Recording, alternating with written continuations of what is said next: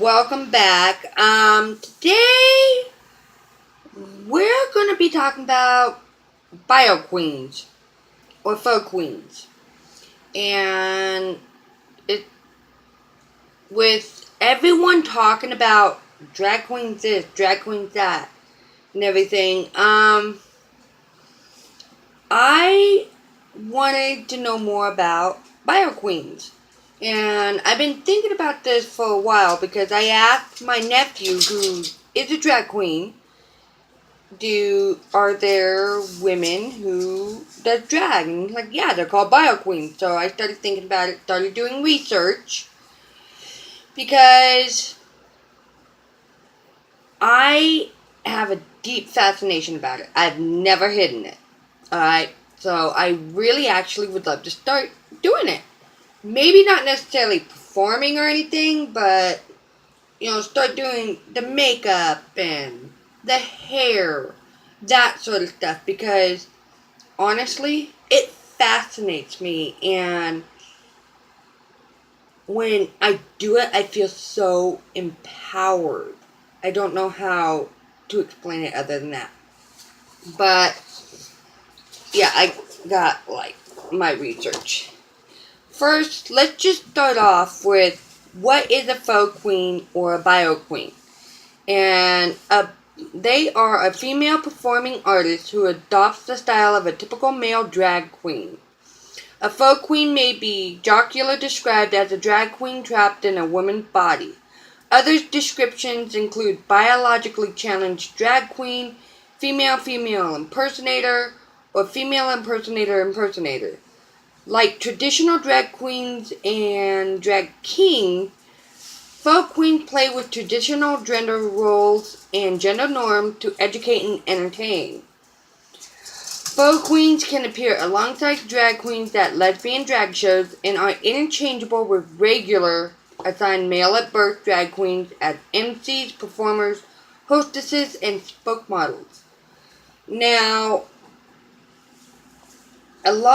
I went searching online to see what other people say, okay?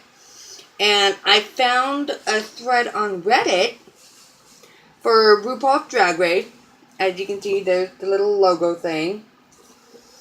And I started reading through it because someone asked, can a woman be a drag queen? So I got 5 pages of discussion. 5. Alright? And it's quite different, alright? But on RuPaul's Drag Race,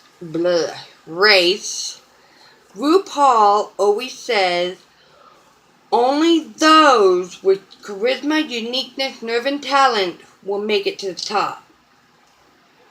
And she does not say just drag queens or men can try out for the show. Now, I've never seen a female. I've seen several trans, but I've never seen an actual female on the show as of yet. But I'm sure it's coming. But, because with what she says,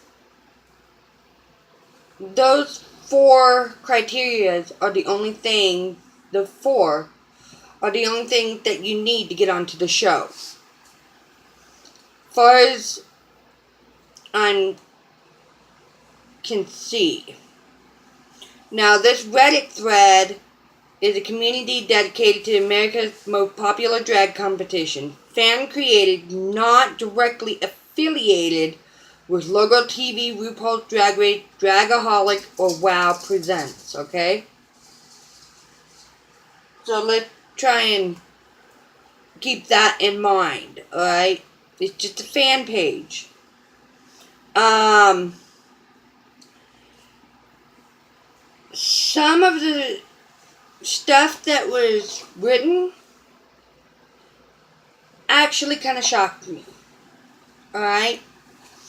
Because even though a faux queen is pushing the boundaries to femininity, like a drag queen, people are actually quite harsh on them. But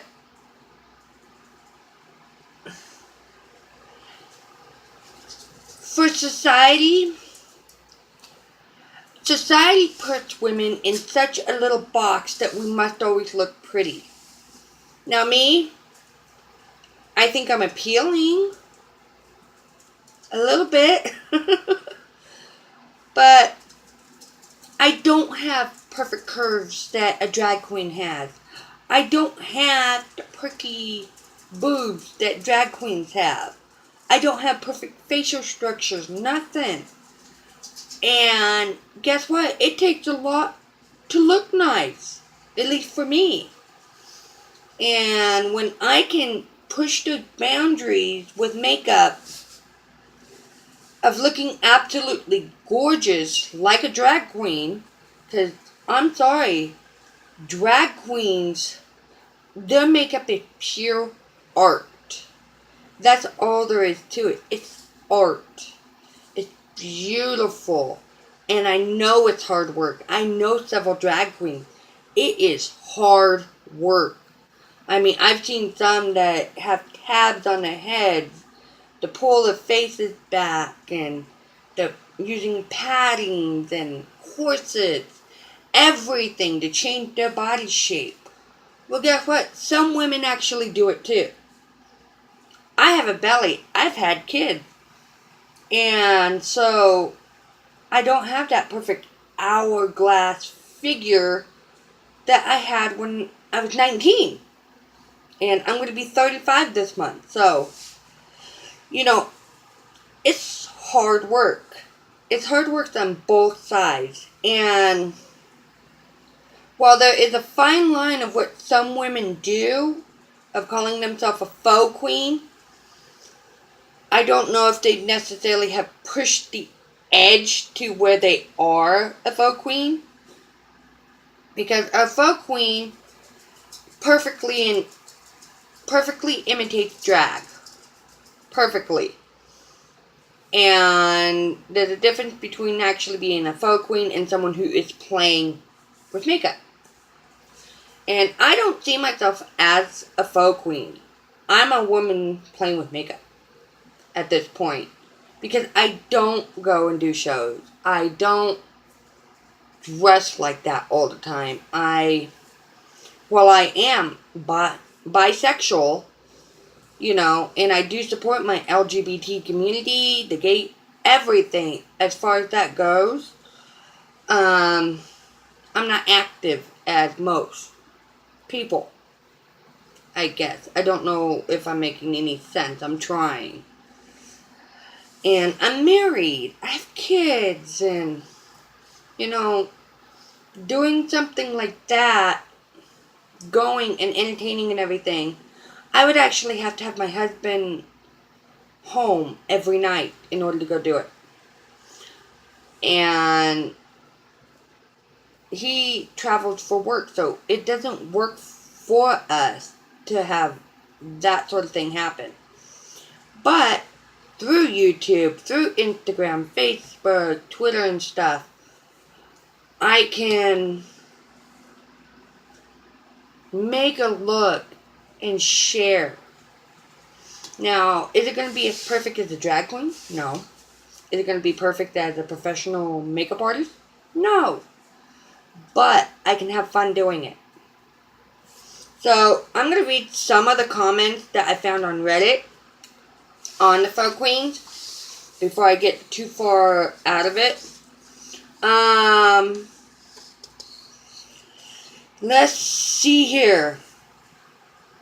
Annabelle Lynn left 2 years ago this comment.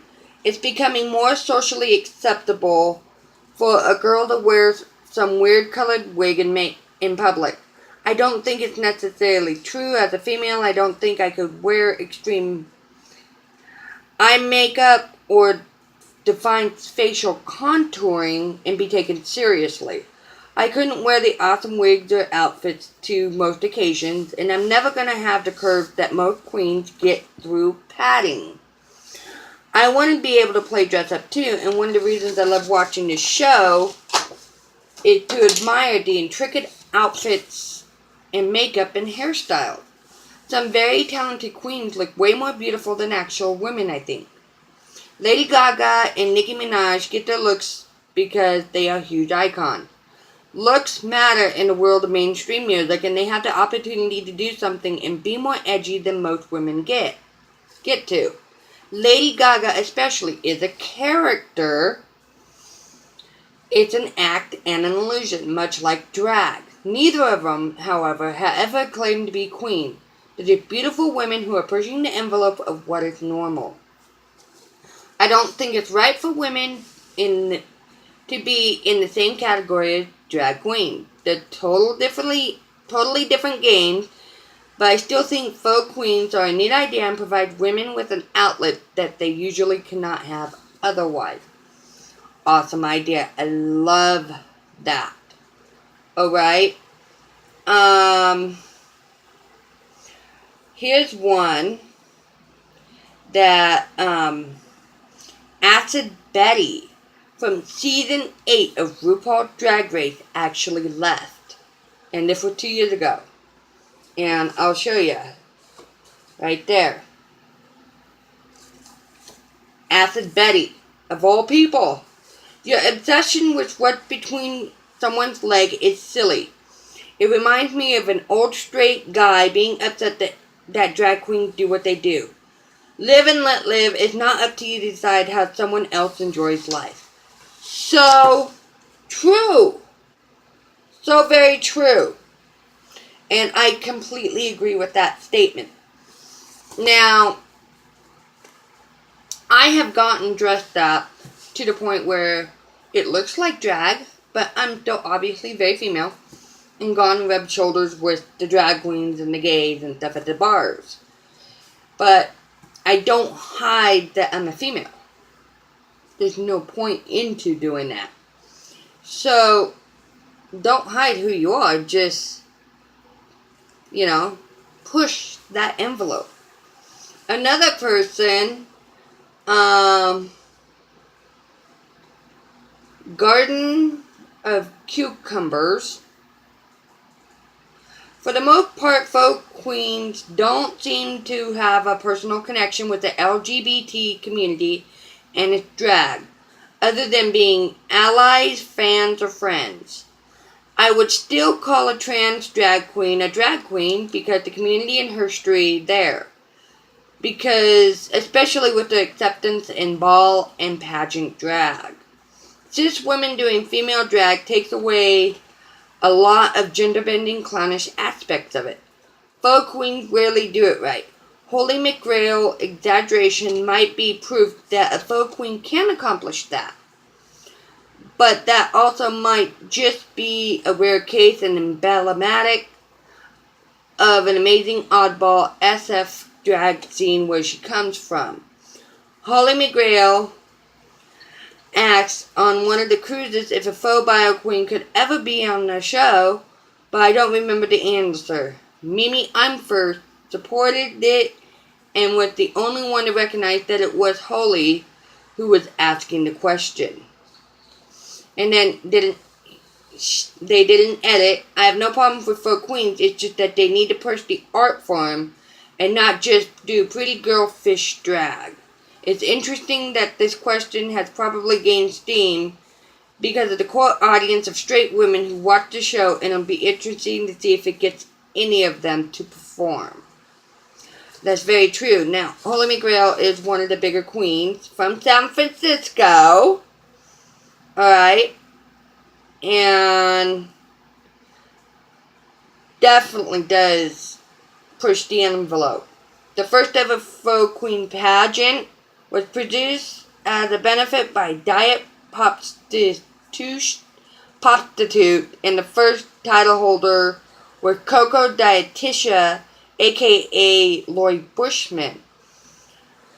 The Clubstitute Collective was formed after Diet Prostitute's death to continue to raise funds and provide a space for performers who, at the time, weren't always welcome at regular drag venues. Pageant organizer Ruby Tuesday had friends who got fired from drag clubs for being women. It seemed like they have hit a nerve. Contestants were judged on drag, talent, and personality by an all-star panel, and the winners helped FemC the following year. Now, they have restarted that, and so it's still going.